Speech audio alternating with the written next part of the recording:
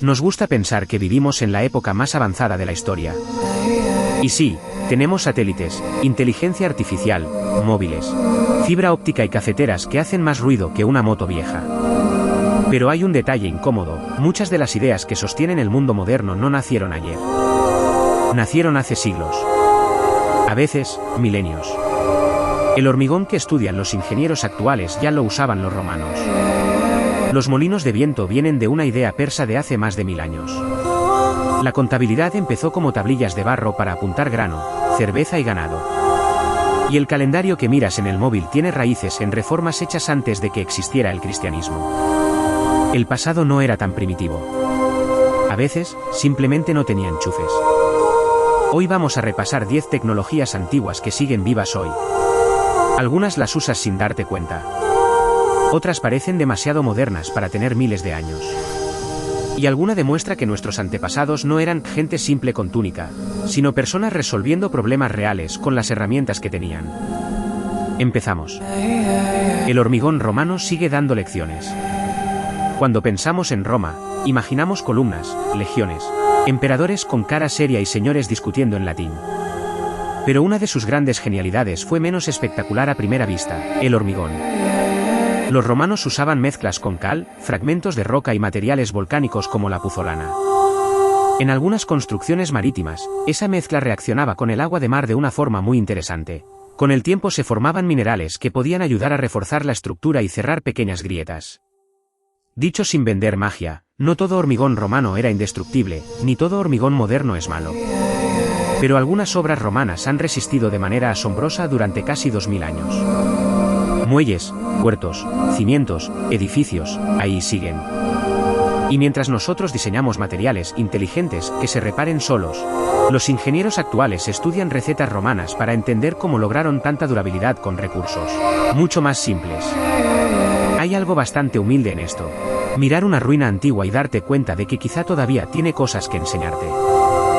Los acueductos romanos no eran magia, eran paciencia, pendiente y gravedad. Los acueductos parecen una locura si los miras desde lejos. Kilómetros y kilómetros llevando agua desde montañas hasta ciudades, cruzando valles, atravesando túneles y manteniendo una inclinación casi ridícula. Pero el truco principal era simple: el agua baja. Los romanos no necesitaban bombas eléctricas para mover enormes cantidades de agua. Necesitaban calcular muy bien la pendiente para que el flujo fuera constante, ni demasiado lento ni demasiado violento. Y cuando el terreno lo exigía, también usaban soluciones más complejas, como sifones invertidos, donde el agua podía bajar y volver a subir gracias a la presión. O sea, no era solo poner un canal y rezar a Neptuno. Era topografía, materiales, mantenimiento y una comprensión práctica del comportamiento del agua. Hoy seguimos usando la misma idea en muchísimos sistemas: depósitos elevados, tuberías por gravedad, canales de riego, redes de distribución. Cambia el material. Cambia la escala. Cambia el software que lo controla. Pero el agua sigue obedeciendo a la misma regla antigua. Si le das camino, baja.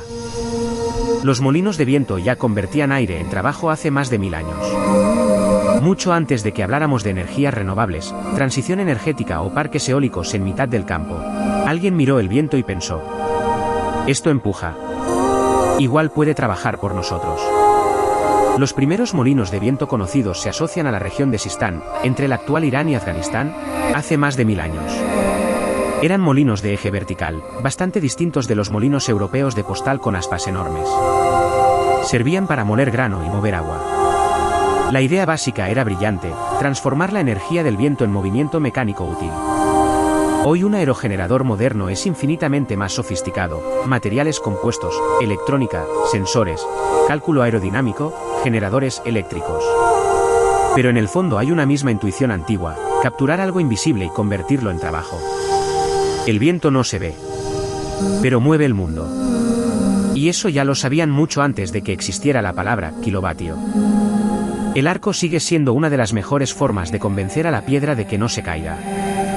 Los romanos no inventaron el arco, pero lo llevaron a un nivel espectacular. Un arco funciona porque transforma el peso que recibe en fuerzas de compresión que se reparten hacia los laterales. Y eso es ideal para materiales como piedra, ladrillo o hormigón, que resisten muy bien ser aplastados, pero muy mal ser doblados. Por eso un arco puede sostener tanto con tan poco. Puentes, acueductos, anfiteatros, puertas monumentales, cloacas. Roma estaba llena de arcos porque el arco era una solución elegante a un problema brutalmente práctico, como cubrir espacios y soportar pesos sin que todo acabe en el suelo. Y sigue vivo. Lo ves en puentes, túneles, estaciones, presas, edificios y estructuras modernas que ya no parecen romanas, pero que siguen usando el mismo principio físico. Es una de esas ideas que sobreviven porque no dependen de una moda. Dependen de algo más serio, la gravedad. Y la gravedad no pasa de moda. El calendario que usas viene de una cadena de reformas antiguas. Cada vez que miras el calendario del móvil, hay una historia larguísima detrás. Julio César reformó el calendario romano en el año 46 a.C., asesorado por expertos en astronomía. El calendario juliano estableció un año de 365 días y añadió el año bisiesto cada 4 años. Era una mejora enorme.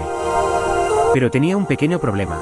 El año solar real no dura exactamente 365 días y 6 horas. Dura un poco menos.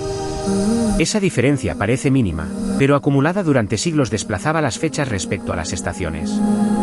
En 1582, el Papa Gregorio XIII impulsó una nueva reforma, el calendario gregoriano. Se ajustaron las reglas de los años bisiestos, en los países que lo adoptaron entonces. Se saltaron 10 días para corregir el desfase acumulado. Y ese es, con cambios de adopción según cada país, el calendario que usamos hoy. Lo curioso es que algo tan cotidiano como saber si hoy es martes depende de siglos de astronomía, política, religión y matemáticas. El tiempo parece natural. Pero medirlo es una tecnología.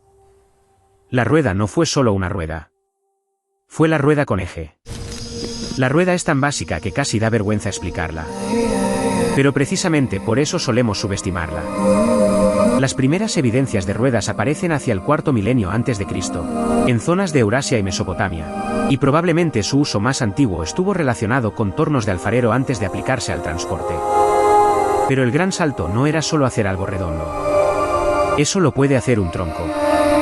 La genialidad fue combinar una rueda giratoria con un eje, y hacer que esa relación funcionara de manera controlada. Ahí empieza el carro. Ahí empieza una parte enorme del transporte terrestre. Ruedas de carro, poleas, engranajes, molinos, relojes, turbinas, motores, bicicletas, trenes, coches. Todo eso hereda, de una forma u otra, la obsesión humana por hacer girar cosas para mover otras cosas. La rueda no parece misteriosa porque la vemos todos los días. Pero quizá ese sea su mayor triunfo, volverse invisible de tan útil. La escritura nació, en parte, para llevar cuentas. Esto le quita romanticismo, pero también la hace más humana. Nos gusta imaginar que la escritura nació para poemas, mitos, grandes relatos y sabiduría eterna. Y sí, acabó sirviendo para todo eso. Pero muchos de los primeros textos conocidos de Mesopotamia son registros administrativos, grano, ganado, cerveza, entregas, deudas, raciones. Vamos, que una parte de la civilización empezó porque alguien necesitaba apuntar quién debía qué. La escritura cuneiforme apareció alrededor del 3200 a.C., marcada sobre tablillas de arcilla. Y esas tablillas eran, en cierto modo, una tecnología de memoria externa. Antes de escribir, la información moría con la persona que la recordaba. Después de escribir, una orden, una deuda o una historia podían sobrevivir al que la dijo. Y eso lo cambió todo. Desde una tablilla de barro hasta un archivo en la nube hay miles de años de distancia. Pero la idea de fondo es la misma. Sacar información de la cabeza y dejarla en algún sitio para que no desaparezca. La irrigación antigua convirtió ríos en civilizaciones. Mesopotamia no era un jardín perfecto esperando a que alguien plantara trigo. Era una región difícil, dependiente de ríos poderosos como el Tigris y el Éufrates, con inundaciones, sequías, barro, calor y problemas constantes. La solución fue controlar el agua. Canales, diques, acequias, compuertas y sistemas de reparto permitieron llevar agua a campos donde no llegaba de forma natural. Eso hizo posible alimentar a más gente, sostener ciudades y organizar estados cada vez más complejos. La irrigación no era solo agricultura. Era poder. Quien controlaba el agua controlaba cosechas, impuestos, trabajo, territorio y supervivencia. Hoy seguimos usando canales, presas, riego por gravedad y sistemas derivados de esa misma idea básica. Mover agua desde donde sobra hasta donde hace falta. Y aunque ahora tengamos sensores, bombas, satélites y modelos climáticos, la pregunta sigue siendo antigua. ¿Cómo hacemos que el agua llegue a tiempo? El cero cambió más el mundo que muchos imperios. Parece nada. Literalmente, representa la nada. Pero sin el cero y sin el sistema numérico posicional, la matemática moderna sería muchísimo más difícil. El sistema decimal posicional, desarrollado en la India y transmitido después a través del mundo islámico hacia Europa, permite que un mismo símbolo valga cosas distintas según su posición. No es lo mismo un 5 en 5 que en 50 o en 500. Y el cero permite marcar posiciones vacías, operar con números grandes, hacer cálculos complejos y construir la base de la aritmética moderna.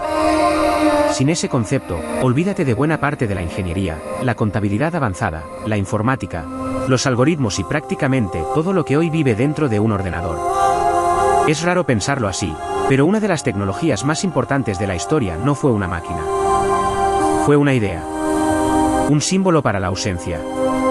Y de esa ausencia salió medio mundo moderno. La escritura sigue siendo la tecnología que permite hablar con los muertos. Suena oscuro, pero es verdad. Cuando lees una tablilla sumeria, una inscripción romana, un manuscrito medieval o una carta de alguien que ya no está, estás recibiendo información desde otra época. La escritura convierte la voz en algo que puede sobrevivir al cuerpo. Por eso es una tecnología tan brutal. No solo sirve para comunicar. Sirve para atravesar el tiempo. Sin escritura no tendríamos historia como la entendemos. Tendríamos restos, huesos, herramientas, ruinas, pero no nombres, leyes, poemas, quejas, contratos, recetas, plegarias, cartas de amor o listas de impuestos. La escritura hizo posible que una mente dejara una marca más allá de su propia vida. Y seguimos haciendo lo mismo. Solo que ahora escribimos en pantallas, servidores y mensajes que alguien quizá leerá cuando nosotros ya no estemos. La forma cambia. El hechizo es el mismo. A veces miramos el pasado como si fuera una versión torpe del presente. Pero muchas de las ideas que usamos hoy vienen de allí: gravedad, agua, viento, números, calendarios, escritura, estructuras y materiales. No eran primitivos. Eran humanos resolviendo problemas. Y algunos los resolvieron tan bien que seguimos copiándolos miles de años después. Si este vídeo te ha sorprendido, dale like. Suscríbete a Palantir Curio IFS y cuéntame en comentarios qué tecnología antigua te parece más impresionante.